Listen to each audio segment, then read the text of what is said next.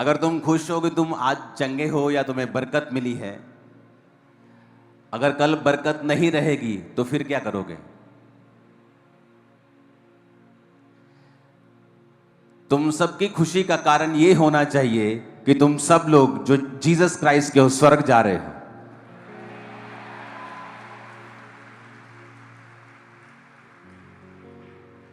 और जब तुम्हारा आनंद इस बात पे टिक जाएगा कि तुम स्वर्ग जा रहे हो, तुम अनंत जीवन पा चुके हो,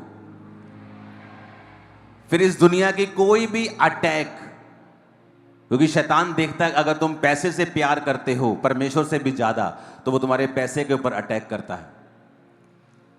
जब वो देखता है कि तुम अपने परिवार से परमेश्वर से भी ज्यादा प्यार करते हो, वो तुम्हारे परिवार के ऊपर अटैक करता है। लेकिन जब तुम्हारी खुशी का आधार जो होगा वो परमेश्वर होगा और साल्वेशन होगी, स्वर्ग जाना होगा, तुम्हें किसी चंगियाई की इंतजार करने की जरूरत नहीं है। तुम रोज सुबह उठकर आनंद मना सकते हो, नाच सकते हो, झूम सकते हो, क्योंकि तुम स्वर्ग जा रहे हो। हालेलुया।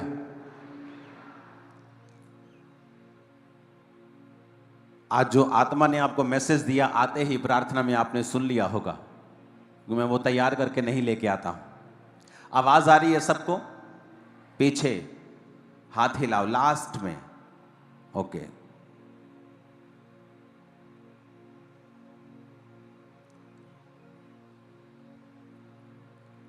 इब्रानियां 5 उसकी 7 और 8 आयत, और रोमियो 8 उसकी 15 और 16 और 17 आयत।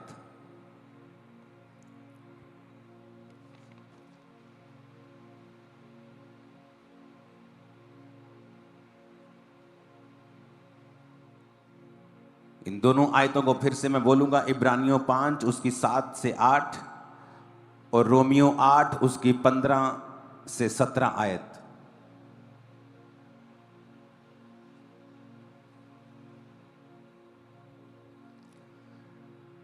रोमियो 8 उसकी 15 से 17 आयत में लिखा है, क्योंकि तुमको दासत्व की आत्मा नहीं मिली कि भयभीत हो, परंतु लेपालक की आत्मा, लेपालकपन की आत्मा मिली है, जिससे तुम हे अब्बा, हे पिता कहकर उसको पुकारते हो। आत्मा आप ही हमारी आत्मा के साथ गवाही देता है कि हम परमेश्वर की संतान हैं। यदि संतान है तो वारिस भी, वरन परमेश्वर के वारिस और परमेश्वर के संगी वारिस हैं। जब तक हम उसके साथ दुख उठाएं तो उसके साथ हम महिमा भी पाएंगे।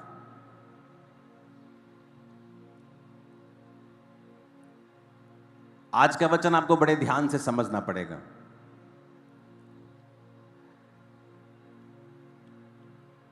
इब्रानियों 5 उसकी 7 और 8 आयत में लिखा है, यीशु ने अपनी देह में रहने के दिनों में ऊंचे शब्द से पुकार पुकार कर और आंसू बहा बहा कर उससे जो उसको मृत्यु से बचा सकता था प्रार्थनाएं और विनती की, और भक्ति के कारण उसकी सुनी गई।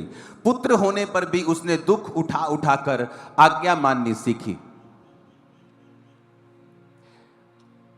वचन में लिखा है कि यीशु मसीह जब देह में थे, शरीर में थे, तो ऊंचे शब्द से पुकार पुकार कर उसने प्रार्थना को किया, और आंसू बहा बहा कर जो उसको मृत्यु से बचा सकता था उसने प्रार्थनाएं और विनती की। तो क्या परमेश्वर को ऊंचे शब्द से पुकारना जरूरी है? क्या वो बहरा है? क्या वो सुनता नहीं? क्या अगर मैं धीरे से बोलूंगा तो क्या परमेश्वर को सुनाई नहीं देगा? क्योंकि परमेश्वर ने जब इंसान बनाया उसने इमोशंस आपको दिए हैं। रोना एक इमोशन है, क्राई करना, लाउड एक इमोशन है, धीरे से फुसफुसाकर बात करना एक इमोशन है। तो परमेश्वर ने ये सारे इमोशंस आपको दिए हैं, और इसीलिए कहा जाता है कि आपने बहुत सारी जगहों पर देखा होगा जहां पर जोर से वर्शिप करना अलाउड नहीं होता, कि नहीं परमेश्वर को ऐसा पसंद नहीं है, या स्लो वर्शिप करना पसंद नहीं है। लेकिन ऐसा बिब्लिकल नहीं है, ऐसा सिर्फ कूल बनने के लिए लोग बोलते हैं, ऐसा बिब्लिकल नहीं है। पवित्र आत्मा जब आपको दिया जाता है, कई बार एक ही चर्च में जब वर्शिप चल रही हो सकता है किसी को कोई हंस के वर्शिप कर रहा हो और दूसरा रो के वर्शिप कर रहा हो, तीसरा आराम से वर्शिप कर रहा हो, चौथा पूरा आत्मा में वर्शिप कर रहा हो। ये अलग अलग हो सकता है और चारों पवित्र आत्मा के द्वारा हो सकते हैं। इसलिए एक चीज को यह बोलना कि पवित्र आत्मा जोर से नहीं चाहता या वो स्लो चाहता है, ऐसा बिब्लिकल नहीं। बाइबल कहती है प्रभु यीशु मसीह ने कभी कभी मेंढक की तरह जैसे टर टर आवाज आती है। बाइबल में ये भी शब्द लिखे गए हैं, अगर आप यूनानी भाषा की बाइबल पढ़ें, कि जीसस क्राइस्ट ने जब प्रार्थना की तो इस तरह से प्रार्थना की जिस तरह गहरे शब्दों में आदमी स्लो स्लो बोलता है लेकिन दूसरों को सुनता है। कई बार यह भी कहा गया कि जीसस क्राइस्ट ने जब प्रार्थना की तो क्राई आउट, लाउड आवाज में परमेश्वर से प्रार्थना की और बाइबल कहती है परमेश्वर ने उसकी सुनी। इसलिए जब पवित्र आत्मा से एक विश्वासी भरता है, जब आप जीसस क्राइस्ट को अपना उद्धारकर्ता ग्रहण करते हैं और यीशु मसीह को अपना मुक्तिदाता मानते हैं, आप बपतिस्मा लेते हैं, उद्धार पाते हैं, पवित्र आत्मा को पाते हैं, तो वचन कहता है वो पवित्र आत्मा तुम्हें सिखाता है तुम्हें प्रार्थना किस रीति से करनी है। बाइबल कहती है कि वो अब्बा हे पिता कहकर तुम्हारे अंदर से आहें भर भर के प्रार्थना करता है जो बयान से बाहर है। इसलिए एक व्यक्ति जब प्रार्थना करे, जब सेवा करे, जब वर्शिप करे, तो वो पवित्र आत्मा की अगुवाई को मांगे, पवित्र आत्मा को इनवाइट करके, पवित्र आत्मा मैं प्रार्थना करने लगा हूं, मैं वर्शिप करने लगा हूं, मैं वचन पढ़ने लगा हूं, आप मुझे सिखाएं और समझाएं और मुझ पर अपना अधिकार करें। जो वचन आप पढ़ते भी हैं, वचन कहता है कि मैं अपना आत्मा तुम्हारे लिए उंडेल दूंगी और तुमको अपने वचन सिखाऊंगी। परमेश्वर का आत्मा कहता है कि मैं अपना आत्मा जब तुम्हारे ऊपर उंडेल दूंगा तो तुम्हें वचन वो सिखाएगा। यानी तुम्हें वचन जब तुम पढ़ते हो तुम्हें समझ नहीं आता, लेकिन जब पवित्र आत्मा से तुम भर जाओगे तो वचन तुम्हें वहीं ले जाएगा जो जीसस जिन गलियों में, जिन सड़कों में लोगों को चंगा कर रहे थे, तुम भी अपने आप को आत्मा में देखो कि मैं वहीं खड़ा हूं जहां यीशु मसीह लोगों को चंगा कर रहे हैं और आजाद कर रहे हैं। पवित्र आत्मा क्यों जरूरी है? वचन कहता है वो तुम्हें सिखाता है। कई बार आप प्रार्थना करते हैं, आपके मुंह से शब्द ऊंचे नहीं निकलते, लेकिन आंसुओं के साथ आप प्रार्थना करते हैं। तो आप एक रूल नहीं बना सकते कि आप जोर से नहीं डांट सकते, आप स्लो डांट सकते हैं, आप जोर से डांटे, आप स्लो नहीं कर सकते। पवित्र आत्मा, वचन कहता है, जो परिपक्व लोग हैं वो ये जानते हैं कि ये पवित्र आत्मा उस समय बताता है हमें क्या करना है, ना कि ये कोई रूल रेगुलेशन है। क्योंकि परमेश्वर कोई ऊंचा नहीं सुनता कि ऊंची आवाज में हम प्रार्थना करेंगे तो वो सुनेगा, लेकिन वचन कहता है प्रभु यीशु मसीह ने भी देह में रहने के दिनों में ऊंचे शब्द से पुकार पुकार कर, क्राई आउट लाउड, कि उसने परमेश्वर से प्रार्थना की और आंसू बहा बहा कर उसने विनती की और परमेश्वर ने उसकी प्रार्थनाओं को सुना और विनती को सुना। तो इसका मतलब यह है कि एक विश्वासी पवित्र आत्मा के द्वारा चलाया जाना चाहिए, एक पास्टर पवित्र आत्मा के द्वारा चलाया जाना चाहिए। नहीं तो वो अपनी चर्च में ऐसे रूल रेगुलेशन बना देगा कि पवित्र आत्मा जब काम करना चाहेगा तो पूरी तरह से कर नहीं पाता। वचन कहता है कि चेलों ने बहुत से लोगों के ऊपर तेल मलकर उनको क्या किया? चंगा किया। लेकिन आज जब आप ये बोल देंगे कि तेल परमेश्वर की ओर से नहीं है, मैं तेल मल के प्रार्थना नहीं करता हूं, यानी आप अपने आप को लिमिटेड कर रहे हैं। हो सकता हो पवित्र आत्मा ने किसी दिन आपको इस तरह से इस्तेमाल करना हो, लेकिन आपने अपने आप को खुद अपने ही शब्दों से सीमित कर लिया, जबकि परमेश्वर ने आपकी सेवकाई को सीमित नहीं रखा।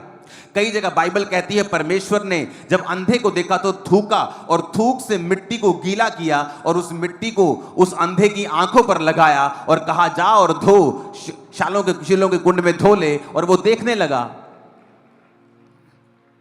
हो सकता है तब भी यीशु मसीह का विरोध हुआ हो कि ये क्या बात है, ये क्यों थूक रहा है। वचन कहता है परमेश्वर ने एक हकले की जीभ को थूक कर छुआ और उसे चंगा किया। किसी को परमेश्वर ने अपने शब्दों से चंगा किया, किसी को परमेश्वर ने छू कर चंगा किया, कोई परमेश्वर के कपड़ों से छूकर चंगा हुआ, कोई तो परमेश्वर से मिला तक नहीं, दूर से कह दिया प्रभु तुम मुंह से ही कह दे तो मेरा सेवक चंगा हो जाएगा, तो चंगा हो गया। क्योंकि आप अनलिमिटेड काम कर सकते हैं अगर आप पवित्र आत्मा को अपनी लाइफ में इनवाइट करेंगे तो। मैंने बहुत सारी चर्चेस को लिमिटेड होते हुए देखा है जब वो रूल्स रेगुलेशन बना देते हैं जो पवित्र आत्मा ने नहीं कहे। क्योंकि पवित्र आत्मा अनलिमिटेड है। वो ऐसी जगहों से, ऐसे जरियों से काम कर सकता है आप इमेजिन भी नहीं कर सकते। कितने मेरी बात को समझ रहे हैं? चाहे आप विश्वासी हैं, चाहे आप सेवक हैं, आप कोई भी हैं, कृपया ऐसे रूल ना बनाएं जो आपकी पवित्र आत्मा की सेवकाई को लिमिटेड कर दे। काम प्रभु फिर भी करेगा, लेकिन अपने आप को इतना खुला रखें। कोई क्रिकेट में बैटिंग करता है, उसे तब भी टीम में खिलाया जाता है। कोई बॉलिंग करता है अच्छी तब भी, लेकिन कोई बैटिंग भी अच्छी करता है, बॉलिंग भी अच्छी करता है, फील्डिंग भी अच्छी करता है। तो ऐसे बने कि पवित्र आत्मा की तरफ से आप चारों ओर से खुले हुए हों। वो आपको उत्तर, दक्षिण, पूरब, पश्चिम सब दिशाओं में वो आपको इस्तेमाल करे, आपके सेवकाई को इस्तेमाल करे। कभी भी एक रूल रेगुलेशन ऐसा ना बनाएं जो आपकी लाइफ में पवित्र आत्मा के कामों को रिस्ट्रिक्ट करे और उसे छोटा करे। वचन कहता है पवित्र आत्मा आपके अंदर से आहें भर भर के प्रार्थना करता है। कई बार मैंने लोगों को हंसते हुए देखा है आत्मा में, कई बार लोगों को रोते हुए देखा है आत्मा में, कई बार लोगों को जोश में देखा है आत्मा में, कई बार बहुत ही शांत देखा है आत्मा में। ये सारे काम पवित्र आत्मा की वजह से होते हैं। आप जानते हैं आपकी लाइफ की जो बढ़ोतरी है किस चीज पर निर्भर करती है? कि किस दिन आपको रेमा वचन मिलता है, किस दिन आपको एक ऐसा वचन मिलता है जो जिस पर आप अपनी लाइफ को खड़ा कर लेंगे, कहेंगे ये वचन परमेश्वर ने मुझे दिया है, आज प्रभु ने मुझसे बात की है, अब मैं पीछे नहीं रहूंगा। जिस तरह मेरी लाइफ में हुआ, मैं 100 बार बता चुका हूं कि मेहनत नहीं करता था, लेकिन प्रभु से हीलिंग चाहता था। 1 घंटे की शायद 45 मिनट की प्रार्थना थी, या 15 मिनट से लेकर 45 मिनट की मैं प्रार्थना करता था। और प्रभु ने कहा कुरंथिया के वचन के अनुसार, 1 कुरंथिया 15 उसकी 58, कि हे मेरे प्रिय भाइयों, हियाव बांधो, दृढ़ रहो, प्रभु के काम में सर्वदा बढ़ते जाओ, क्योंकि तुम जानते हो प्रभु में किया गया परिश्रम कभी भी व्यर्थ नहीं है। आमीन। ये वचन था जो मेरे सामने आया, और जब उस वचन को मैंने पढ़ा तो मुझे लगा कि ये प्रभु ने मुझसे बात की है। पवित्र आत्मा ने उस वचन को जीवित कर दिया। उस वचन पर मैंने अपनी जिंदगी खड़ी कर ली, फास्टिंग की, 1 बार 40, 2 बार 40, 3 बार 40, मेहनत करता गया। और क्योंकि मेरे दिल में आ चुका था कि परमेश्वर ने कहा है कि मुझ में की गई मेहनत कभी भी व्यर्थ नहीं होगी।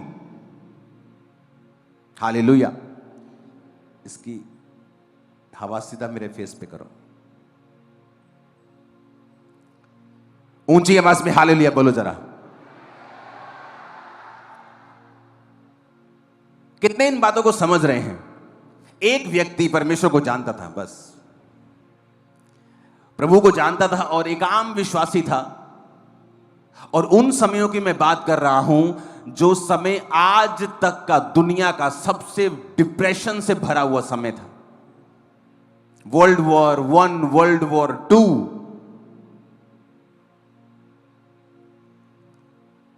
परमाणु बम गिर रहे थे हर तरफ। द मोस्ट डिप्रेस्ड टाइम था दुनिया के लिए। एक विश्वासी था, प्रभु के वचन पे खड़ा हो गया कि परमेश्वर ने कहा है मेरे बाहिने हाथ में धन और महिमा है, मेरे दाहिने हाथ में दीर्घ आयु है। उसने जब पढ़ा कि परमेश्वर के वचन में लिखा है कि हम गरीब नहीं रह सकते, अगर हम वचन पे चलेंगे तो हम गरीब नहीं रह सकते, जबकि वो दिन थे कि जब लोगों के पास खाना नहीं होता था। आज आप इंटरनेट पे देखो, जब युद्ध की बातें चलती हैं 2 देशों के बीच में, लोग कितना खुश हो रहे हैं, ओ युद्ध करो युद्ध करो, एक्साइटेड हो रहे हैं। लोग मेरी पुरानी वीडियो चला रहे थे जहां पर मैं बोल रहा हूं कि युद्ध नहीं होगा, लेकिन वो भविष्यवाणी इस के लिए नहीं है जो आज हो रहा है। वो तब हुई थी जब रशिया और यूक्रेन की लड़ाई हुई थी। लोग कह रहे थे कि विश्व युद्ध शुरू हो जाएगा, और मैंने कहा था कि विश्व युद्ध शुरू नहीं होगा इस बात में। और मैंने कहा था कि क्या क्या होगा, और वो हुआ। लेकिन अब जो होगा मैं आपको बता रहा हूं, ये डेंजरस चीज है जो अब निकल रहे हैं लोग। आप देखो, लोग खुश हो रहे हैं, मीम्स बना रहे हैं, ये देश के लोग, वो देश के लोग, सब देशों का यूथ एक दूसरे से लड़ रहा है, लेकिन उन्हें नहीं पता आने वाला समय कितना भयंकर आ रहा है। मैं किसी चीज का नाम नहीं लूंगा, लेकिन मैं आपको बता देता हूं, एक लंच, LUNCH, लंच, दोपहर का खाना पूरे दिन की जो कमाई होगी लोग सिर्फ दोपहर का या रात का एक समय का खाना खरीद पाएंगे उससे। ये समय आ रहा है, आप देख लेना। और ये टीवी पे आएगा, आपकी आंखों के सामने होगा। क्योंकि जब ये लड़ाई होगी, जब युद्ध होगा, तो सबसे ज्यादा मीडियम क्लास लोगों का नुकसान होगा और गरीब लोगों का नुकसान होगा, जो सबसे ज्यादा एक्साइटेड है राइट नाउ कि युद्ध हो जाए। क्या ये कंप्लीट युद्ध होगा? क्या ये बड़ा युद्ध होगा? पर मैं आपको बता रहा हूं, जो भी होगा ना, वो इतना डेंजरस होगा कि लोगों की कमाई, जो लोगों का खाना है, वो मुश्किल हो जाएगा लोगों को।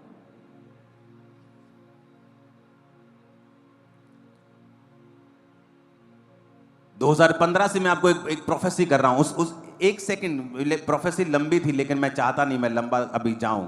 वो एक 30 सेकंड की वीडियो को मैं सिर्फ आपको दिखाऊंगा, बाकी आप इंटरनेट से देख लेना। उस 30 सेकंड की वीडियो को हम देखेंगे। मैंने लोगों को बताया आने वाले टाइम में, आने वाले सालों में जिसके पास चांदी होगी उसकी चांदी होगी, जिसके पास सोना और चांदी होगी वो सबसे अमीर होगा। और आप ये मैसेज आज से 10 साल बाद निकाल निकाल के इंटरनेट से फिर सुनेंगे और आप हैरान होंगे कि एक एक वर्ड पूरा हुआ। सिंगल वर्ड आप देखोगे परमेश्वर ने किस तरह जाहिर किया। पहले जुलाई 2017 को गोल्ड का रेट 27,900 प्रति 10 ग्राम था। और आज गोल्ड का रेट कितना है? 1 लाख रुपए के करीब हो चुका है। 2017 देखते देखते 25 आ गए हैं हम। और तब लोग कहते थे बड़ा महंगा है, सोना बहुत महंगा है, 27,000 रुपए तोला कौन लेगा। आज 1 लाख रुपए के करीब है। और परमेश्वर ने कहा था जिसके पास सोना होगा वो अमीर होगा, चांदी होगी वो अमीर होगा। अभी ये फुलफिलमेंट नहीं है प्रोफेसी की, अभी ये कंप्लीट नहीं हुई। आप आने वाले समयों में देखोगे जब व्यापार सिर्फ सोने और चांदी से होंगे, करेंसी से नहीं होंगे। लेकिन ये लंबा समय है इसको।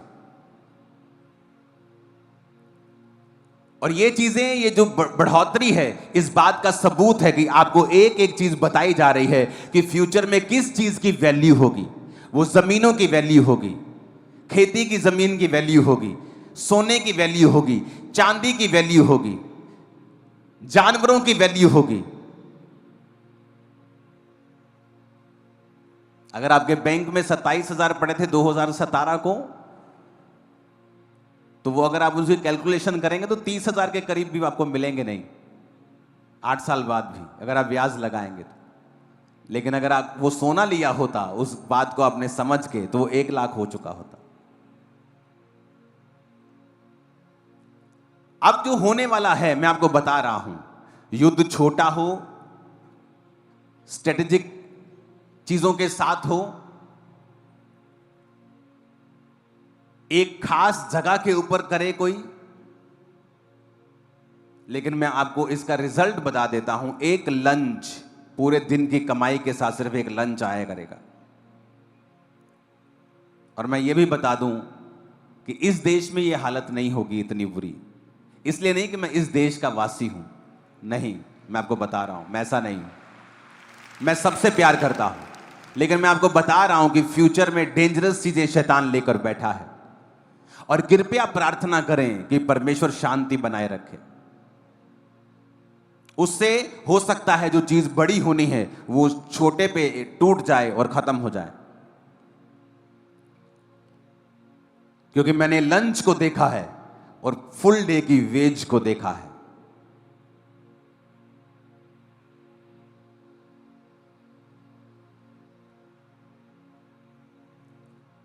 तो क्रिश्चियन लोगों को यह बात समझनी चाहिए कि हमें प्रार्थना करनी है, हमें प्रार्थना करनी है मीडिया बुद्धिमान बने, हमें प्रार्थना करनी है कि परमेश्वर शांति को लेके आए। क्योंकि ये 2025 मैंने आपको पहले से ही बता दिया था। अगर आप 31 की मीटिंग को देखेंगे कि जो लोग समझ रहे हैं कि हैप्पीएस्ट न्यू ईयर से हैप्पीएस्ट हो जाएगा, ये ईयर बिल्कुल भी हैप्पीएस्ट नहीं होगा।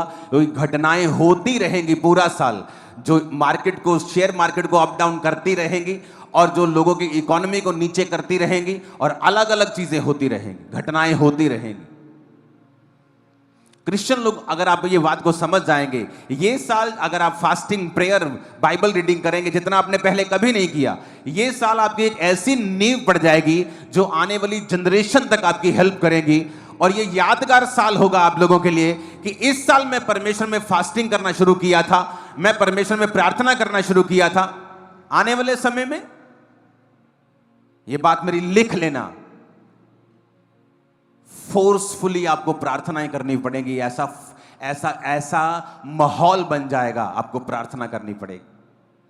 आपको दिक्कत होगी, मुश्किल होगी, लेकिन जो लोग पहले से प्रार्थना करते हैं, पहले से परमेश्वर के करीब हैं, पहले से फास्टिंग करते हैं, उनके लिए वो नॉर्मल होगा।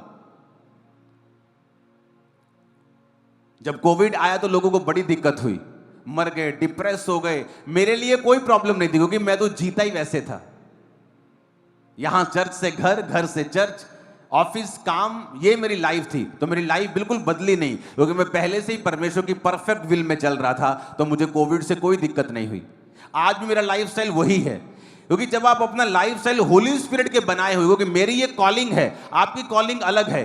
जब आप पवित्र आत्मा के चलाए चलते हैं, आपका लाइफस्टाइल परमेश्वर ऐसा कर देता है कि दुनिया में जो कुछ भी होता रहेगा आपको 1% भी फर्क नहीं पड़ेगा, बल्कि आप ऊंचे किए जाएंगे और आजाद किए जाएंगे।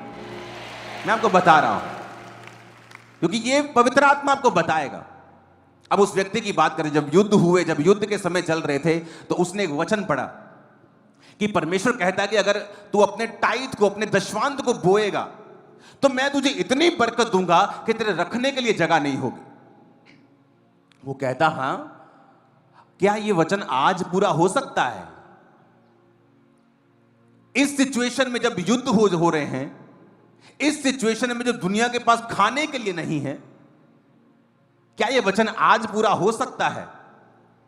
उसने 2 अकाउंट खुलवाए, एक अपना अकाउंट जिसमें सैलरी आती थी, और उसने कहा आज के बाद मैं परमेश्वर का टाइथ अपने सैलरी वाले अकाउंट में भी नहीं रखूंगा क्योंकि वो मेरा पैसा नहीं, वो खुदा का है। उसने दूसरा अकाउंट खुलवाया, अपनी सैलरी का 10% वो दूसरे अकाउंट में रखता था कि 2 दिन बाद भी अगर मुझे देना है तो मेरे अकाउंट में नहीं रहना चाहिए। उसने परमेश्वर के नाम का एक डेडिकेटेड अकाउंट खोल दिया कि ये अंकुर सेकंड अकाउंट जो है ये खुदा के लिए डेडिकेटेड, खुदा का अकाउंट है, खुदा के लिए डेडिकेटेड है। वो अपना काम करता गया। परमेश्वर ने उसके घर का माहौल धर्मी किया, उसकी पत्नी, उसका एक बच्चा हुआ, एक बेटा हुआ। वो अपने काम को करता गया, अपनी जिंदगी को नॉर्मल बिताता गया। क्योंकि कुछ लोग सोचते हैं कि जैसे ही वो टाइट देना शुरू करेंगे ना, 1 साल में आसमान खुल जाएगा, पता नहीं क्या क्या हो जाएगा। ऐसा नहीं होता। जब आप वचन पे चलना शुरू करते हैं, आप चट्टान पर घर बना रहे हैं।